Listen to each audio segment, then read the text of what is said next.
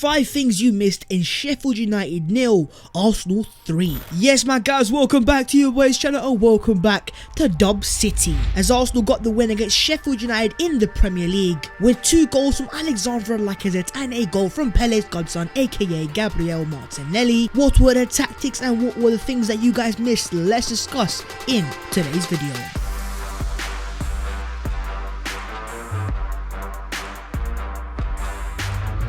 Yo, what's going on, guys? My name is T. The smile is back and you know why. Let's celebrate the dub and let's smash a like on the video, show some love to the channel, subscribe to the tink if you are new, and let me know your thoughts on the game in the comments below. But without any further ado, Sheffield United 0, Arsenal 3, and here are the 5 things that you missed. The first thing that we need to discuss is Gabriel Martinelli, the difference maker. Let me get it straight. Pele's godson getting a goal. It's the greatest goal you're ever going to see. I don't care if it's a tap in. But overall, every time we see Gabriel Martinelli start for Arsenal, he always brings something different. Not only does he offer us the energy to energize the entire team and increase the intensity of everyone, it's the constant pressing and harassing of the defenders, and they don't have time to breathe because this guy is on their necks. That's what Gabriel Martinelli offers to this current Arsenal first team. His work rate is simply infectious. And what I love so much about Gabriel Martinelli as a player is he's just so direct. When he gets the ball, he knows what he wants to do. He wants to cut inside and take a shot and, you know, get a shot on target or maybe even get a goal. And it's that directness and just getting to the point and being incisive is what we've lacked in our attackers with Pepe and Aubameyang and even Lacazette. Just make the decision and make it happen. That's Gabriel Martinelli. And just to show how direct he was, let me give you a stats. Pierre-Emerick Aubameyang hadn't managed a single shot in his last 3 Premier League appearances. Martinelli already has 3 today. As well as that, in terms of goal involvements for Arsenal the last 2 seasons in all competitions, you got Aubameyang, Lacazette, Pepe, Saka, and Gabriel Martinelli 15. He had a 6-month injury, for God's sake. And so going into that game on Thursday, I know that he had a little ankle twister in the game, so he may be a doubt. But after the game, my winger made sure in his interview to say, no, I am alright to play on Thursday, with a smile on the face to back it as well. We're here, we're ready to rise. Mikel Arteta, you better give him a start. His energy, his speed in behind, and overall, just the goal threat that he offers Arsenal. Arsenal will need that on Thursday, and that's why I would start Gabriel Martinelli. I think it's a must. I think it is a no-brainer. But as always, let me know your thoughts down below in the comments on Martinelli or Aubameyang. Who would you start on that Thursday crunch game against Slavia Prague? We need a goal. We need a couple goals. Is Martinelli the guy? For me, of course he is. Second thing we need to discuss is the attacking overloads FC. Now this was a massive improvement from recent weeks. For me, the issue for Arsenal was not getting the ball into the right positions. We always get into the final third and areas to cross the ball into. The only issue is because our striker Lacazette drops off so deep to get involved in the build-up play, there's never anyone in the box. But saying that, today there was a massive change and something that I love to see. Here's an example here where Gabriel Martinelli drives the ball into the box, and just look at the box. You've got himself, Lacazette, Dani Ceballos, Nicolas Pepe, and Bukayo Saka. Now that is what I call an attacking overload, and that is something that I need to see more of. Because when you have that many bodies in the box, I don't care who you are, I don't care what defenders you have, they're going to struggle to defend that. And so I like the attacking team that Mikel Arteta selected today. We're talking Nicolas Pepe, Bukayo Saka, even Dani Ceballos chipping in there, Lacazette, and also Gabriel Martinelli. If Lacazette wants to unleash his inner post goals and drop off deeper, so be it. As long as you have a player like Martinelli and a player like Pepe who wants to get in the box, we are going to be fine. In terms of Pepito himself, he was on fire today and he had a very solid performance. But in terms of the man of the match himself, it was Alexandre Lacazette, obviously taking the comments personally from Thursday's miss. That now means 50. Alexandre Lacazette is the 6th Frenchman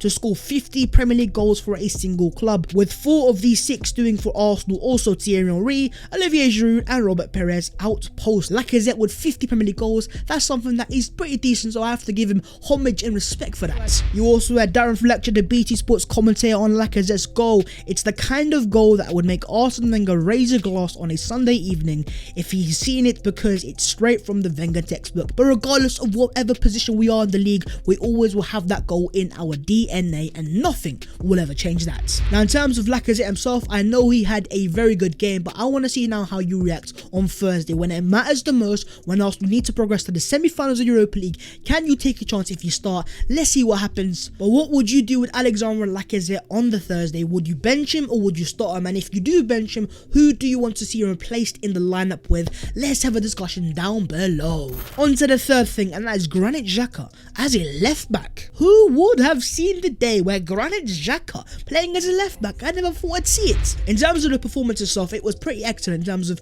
he's not a left back by trade, but he had a very composed game and a very controlled game. And once again, it confirmed to me how important the balance on that left hand side is, and having a natural left-footed player is essential for Arsenal's system going forwards. Despite Xhaka starting as the left back, he almost controlled the game from that left back position, because as you can see in terms of overall play, he still had 74 accurate passes, and as well as that 9 out of 10 accurate long passes as well. And most importantly, when it comes to Arsenal and progressing that ball into the final third, today we were more fluid, because of course when you have Xhaka, who's a midfielder by trade, he's able to progress that ball into the final third, and he's not scared to play that pass. And in terms of Mikel Arteta's thoughts on Granit Xhaka, he said he had a specific role today for the game, and he had the right qualities to develop that role. It's a joy to work with him.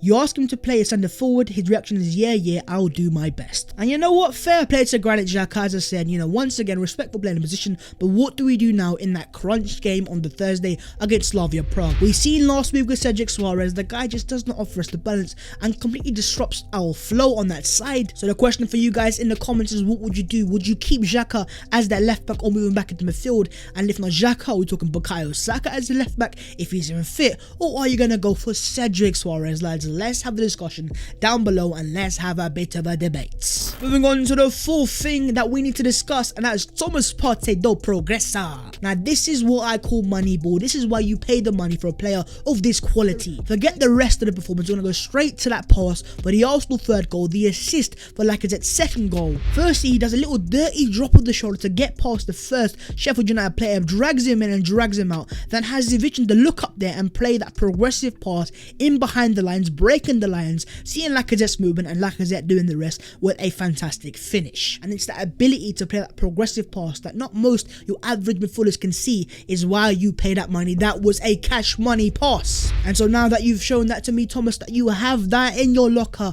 I want to see that on a more consistent basis, because it clearly could be a game changer for Arsenal coming out of midfield. But in terms of his overall performance, while it was excellent on most behalf, the one thing that I have to criticize on is his overall ball retention from a central midfielder. I think he had 11 stray passes, which, look, I understand that you want to play risky passes, but in the Premier League you just have to know the balance of when to play that pass and when you can't play that pass. But all I am going to say is, if it's in a big European game where it matters the most and you make a mistake like that and put our shaky defence already as it is under more pressure, we could be in trouble. So let's try to cut that out of the game, Thomas Partey. But apart from that, Thomas, keep doing your thing. You're my guy, you're my midfielder, you are my Ghanaian excellence. Keep doing your thing, my guy. But what are your thoughts on Thomas Partey's Arsenal career so far? I'd love to know your thoughts on what you like about him, and of course, are there any pieces of criticism that you think you can improve on? Let's discuss down below. I'm moving on to the fifth and final thing, and that is Bukayo Saka as a number 10. I mean, what a player. What can this guy not do at this stage? Bukayo Saka is the definition of a star boy. He's the manager's favourite for a reason. I can see from a mile away why. And I'll tell you what, if we had 11 Bukayo Sakas,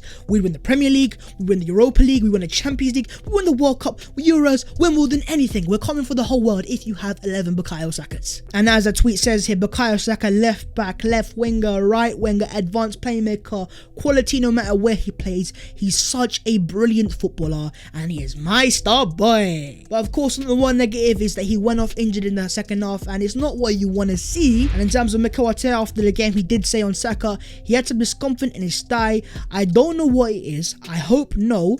But the last thing we need is another attacking midfielder with another issue. Now, from looking from the outside, and it does look like a bit of a dead leg, because he had a bit of contact on his thigh, and it can be painful, but it's something that you can recover from pretty quickly. But of course, your boy isn't no certified doctor. We have not done the scans yet, but fingers crossed, touch wood, let's pray to the almighty Bukayo Saka is past fit, and he is ready to play against Slavia Prague on the Thursday, because of course, we're gonna need him. But the question for you, man, is pretty simple. If Bukayo Saka is fit going into that game, where would you start him? A right winger, a left back, a midfielder, attacking midfielder, goalkeeper, striker? Where would you start Bukayo Saka? Let's have a discussion down below, and also let me know your own personal predicted lineups. But in terms of Arsenal as of right now, yes, we've secured the dub, and yes, it was beautiful scenes, but what matters the most is this Thursday, and let's see what Arsenal turn up. But there you man go. Of course, if you have enjoyed the video, smash a like on it, subscribe to the channel if you are new, and let me know your thoughts down below in the comments. As always, the links to all my social media will be down below in the description, so if you you want to follow your boy, I would appreciate that.